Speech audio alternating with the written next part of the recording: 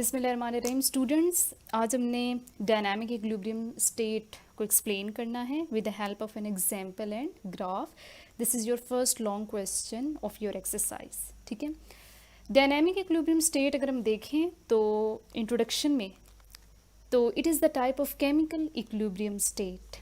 ठीक है, अब केमिकल इक्विलिब्रियम स्टेट क्या है थोड़ा सा देख लें इसके 2 पॉइंट्स। केमिकल इक्विलिब्रियम स्टेट एक ऐसी स्टेज आती है केमिकल रिएक्शन में when rate of forward reaction becomes equal to the rate of reverse reaction. Capital R rate को रिप्रेजेंट कर रहा है, स्मॉल एफ फॉरवर्ड रिएक्शन। एक तो ये पॉइंट, ऐसी स्टेज केमिकल इक्वेशन में केमिकल रिएक्शन में when rate of forward reaction becomes equal to the rate of reverse reaction, तब आप कहते हो इक्विलिब्रियम इस्टेब्लिश हो गया है। And why chemical? Because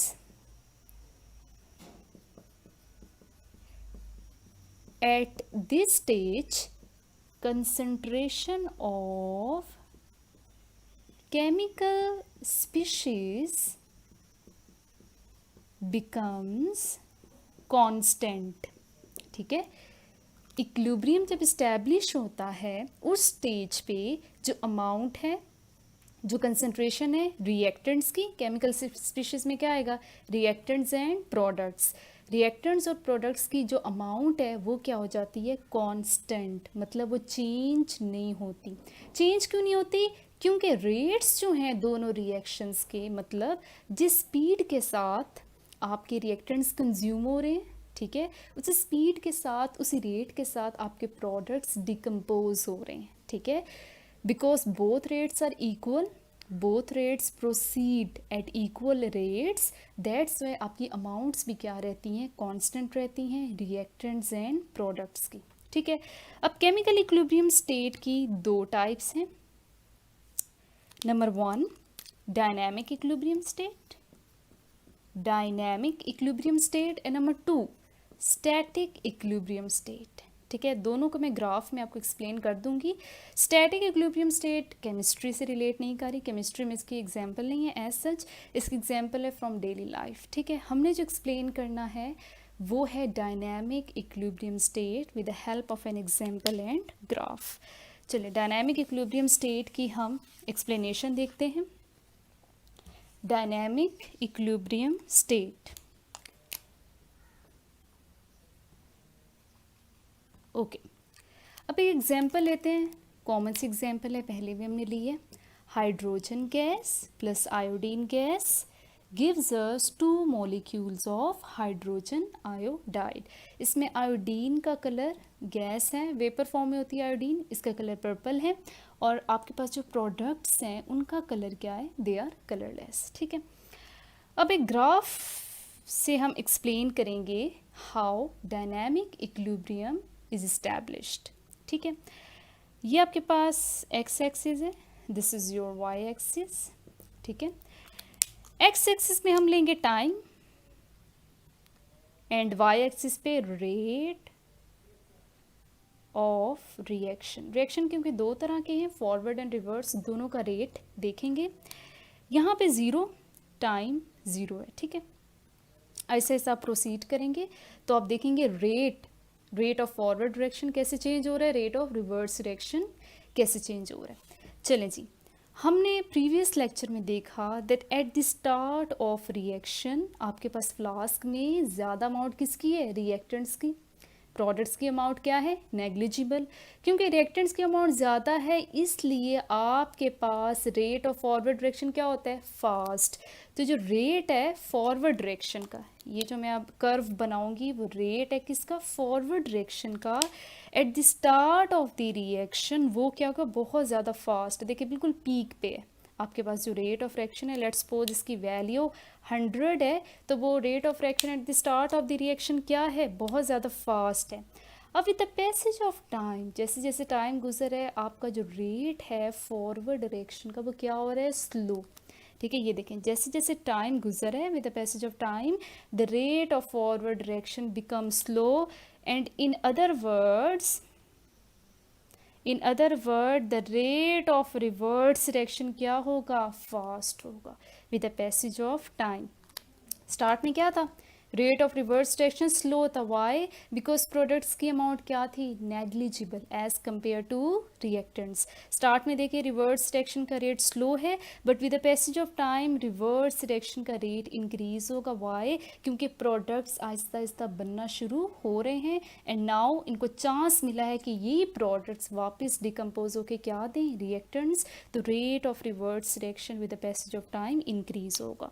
ठीक, इवेंचुअली क्या होगा, एक स्टेज आएगी, दिस स्टेज, दिस वन, ये स्टेज आएगी जिसको आपने क्या कहा है, equilibrium state, when the rate of forward reaction becomes equal to the rate of reverse reaction, और इसको आपने क्या कहा, इक्विलिब्रियम स्टेट। ठीक है, when the rate of forward direction becomes equal to the rate of reverse direction. इस point पे देखें वैल्यू सेम है दोनों रेट्स की, लेट्स सपोज इट्स 50। ठीक है, और किस टाइम पे, आप टाइम भी नोट कर लो कि ये वो टाइम है जिस टाइम पे आपके दोनों रेट्स क्या हो गए, इक्वल हो गए हैं, और इसी पॉइंट पे जो अमाउंट्स हैं रिएक्टेंट्स की और प्रोडक्ट्स की वो क्या हो गई हैं, कांस्टेंट। लेकिन इसके बाद रिएक्शन स्टॉप नहीं हो गया, रिएक्शन प्रोसीड करेगा, ये इन्फिनिटी तक जाएगा। ठीक है, दैट्स वाई हम कहते हैं इसको डायनेमिक। डायनेमिक का मतलब है, ये बेसिकली ब्रांच है फिजिक्स की जिसका मतलब है मूविंग। This branch is related to the motion of objects. ठीक है, इसका मतलब है कि केमिकल रिएक्शन जैसे ही इक्विलिब्रियम इस्टेब्लिश करेगा, अटेन करेगा, लाइक सो, उसके बाद स्टॉप नहीं होगा। ठीक है, उसके बाद क्या स्टोरी होगी, वो ये होगी, क्या प्रोसेस होगा, that the rate of forward reaction and the rate of reverse reaction equally होंगे, दोनों रिएक्शंस प्रोसीड करेंगे। ठीक है, वो स्टॉप नहीं करेंगे, बट क्या होंगे, दोनों रिएक्शंस इक्वल होंगे बट ऑपोजिट इन डायरेक्शन। ठीक है, और इस पॉइंट पे क्या होगा, यहाँ से अगर आप स्टार्ट करो फ्रॉम नाउ ऑन इन्फिनिटी तक जो जा रहा है आपका रिएक्शन, इस सारे गैप में आपके पास जो अमाउंट्स हैं केमिकल स्पीशीज़ की वो भी क्या होंगी, कांस्टेंट होंगी, और रेट क्या होगा, दोनों रिएक्शंस का वो इक्वल होगा। ठीक है, इसको आप इक्विलिब्रियम को फिजिकली भी एग्जामिन कर सकते हैं, जैसे कि यहाँ पर फिजिकल प्रॉपर्टी कलर आप ले सकते हो, जैसे कि फ्लास्क में अगर मैं कहूँ आपने हाइड्रोजन गैस ली, आयोडीन गैस ली at the start of the reaction. अब मैं फिजिकली आपको बता रही हूँ, ये ग्राफ के थ्रू था।